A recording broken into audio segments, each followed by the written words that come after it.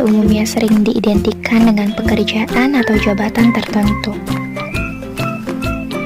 Karir mempunyai peranan yang sangat penting dan cukup signifikan dalam serangkaian hidup manusia. Banyak sekali orang yang tidak puas dengan pekerjaan yang dimilikinya. Individu biasanya hanya melaksanakan pekerjaan sebagai rutinitas semata-mata untuk menafkahi kehidupannya tanpa mau melakukan peningkatan kualitas kerja. Sehingga pekerjaan yang dilakukan tidak optimal. Oleh karena itu, perencanaan karir sejak dini penting untuk mencegah terjadinya ketidaksesuaian antara pekerjaan dengan minat dan kemampuan. Maka dari itu, rencanakan karirmu sejak dini ya teman-teman, supaya kita mempunyai gambaran mengenai cita-cita kelak ingin menjadi apa. Karena untuk mencapai kesuksesan hanya dengan bekerja dan terus bekerja tidak akan maksimal tanpa adanya arah perencanaan.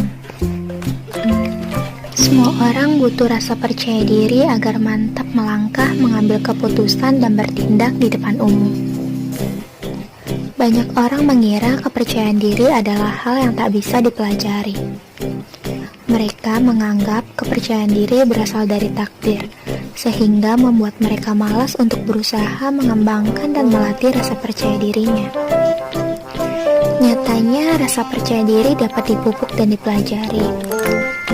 Semua orang bisa hidup dengan kepercayaan diri penuh, asalkan terus melatih dan mengembangkannya.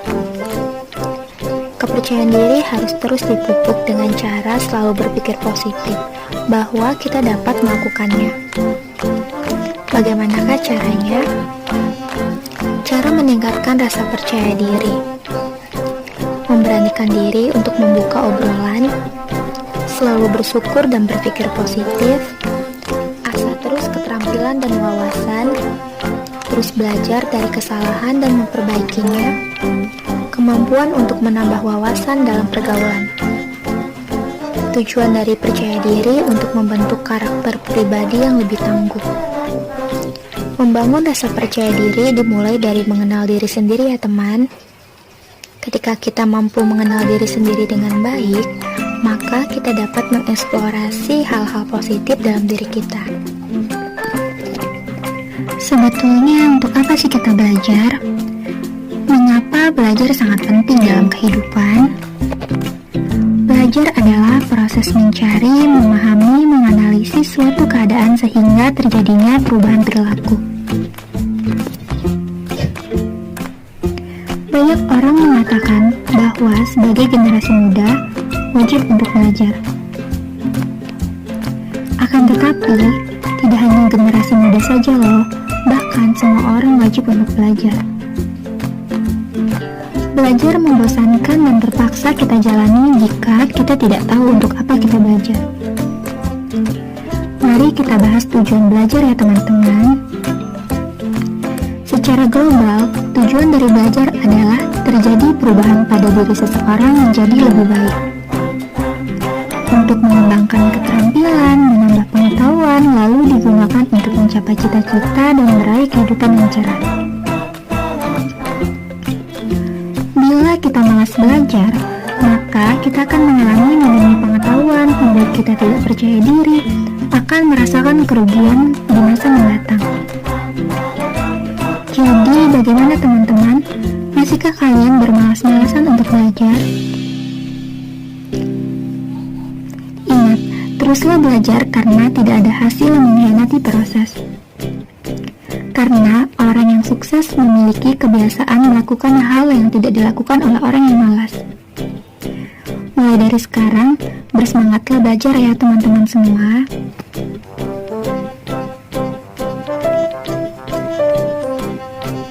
Sebenarnya bullying itu oke ya, tapi cari tahu agar kita tidak jadi pembuli ataupun korban bullying. Bullying adalah perbuatan tidak baik yang dilakukan oleh seseorang atau lebih kepada orang lain. Perbuatan tidak baik yang dimaksud bisa berupa hal-hal yang menyakiti secara fisik seperti memukul, mendorong, dan lain-lain. Bisa juga menyakiti secara verbal, misalnya mengajak penampilan, menggunakan kemampuan, dan masih banyak lagi. Tindakan menjauhi dan mengecilkan seseorang juga termasuk tindakan bullying ya teman. Di zaman yang sedang maju ini, bullying bisa dilakukan lewat telepon, mengirim pesan melalui SMS atau email, dan meninggalkan komentar buruk di media sosial, dikenal dengan istilah cyberbullying. Apa alasan seseorang melakukan bullying?